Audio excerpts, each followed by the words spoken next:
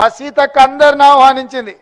రాష్ట్రం నలుమూలలో ఉన్న ఆడబిడ్డలందరూ కూడా అక్కడ సమ్మక్క సారలమ్మ జాతరకి వెళ్తే ఇబ్బంది జరగొద్దని ఇలా 100 బస్సులు కొత్తవి అదనంగా ఈరోజు తీసుకోవడం జరిగింది.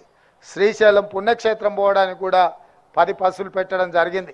అదేవిధంగా సజ్జనార్ గారు ఇంకా 1300 పైచిలకు బస్సులు కొత్తవి కొనాలి, వాటికి కూడా ప్రభుత్వం వైపు నుంచి సహకారం ఉండాలి అన్నారు. తప్పకుండా పెద్దలు బట్టి విక్రమార్క గారు ఈ విషయాన్ని కూడా పరిగణలోకి తీసుకొని ఆర్టీసీ సంస్థలో వందలాది కొత్త బస్సులను కొనుగోలు చేయడానికి వారు మీకు అండగా నిలబడతారు. ఇంకెక్కడైనా దుబారా ఖర్చులు తగ్గిస్తాడు.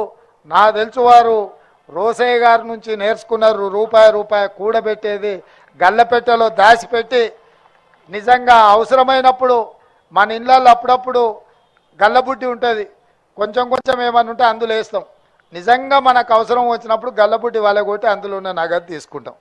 ఓసారి దేవునికి ముడుపులు చెల్లించడానికే వాడతాం, ఇంకొకసారి ఏదైనా వైద్యానికి అత్యవసరం అయితే వాడుకుంటాం. అట్లనే బట్టి గారు కూడా వారి గల్లపెట్టే జాగ్రత్తగా పొదుపుగా అన్నీ దాసి మనందరి అవసరాలకు అవసరమైన మేరకు వారి సహకారం అందిస్తారు. మళ్ళొక్కసారి ఆర్టీసీ కార్మికులకు వాళ్ళ కుటుంబాలకు ఈరోజు మా ప్రభుత్వం అధికారంలో ఉంది. ఇవాళ రేవంత్ రెడ్డి అనే మీ నాయకుడు ముఖ్యమంత్రికి ఇక్కడ నిలబడి మాట్లాడుతున్నాడంటే మీ ఆశీర్వాదం మీ అభిమానం ఉంది. ఇది భవిష్యత్తులో కూడా ఉండాలి.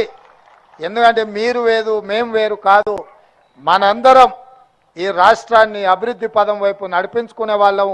మీరందరూ చిన్న ఏమైనా సమస్యలు వచ్చినా మా దృష్టికి తీసుకురండి, వాటిని పరిష్కరిస్తాం. మా మంత్రివర్గం అంతా కూడా అందుబాటులో ఉంటుంది.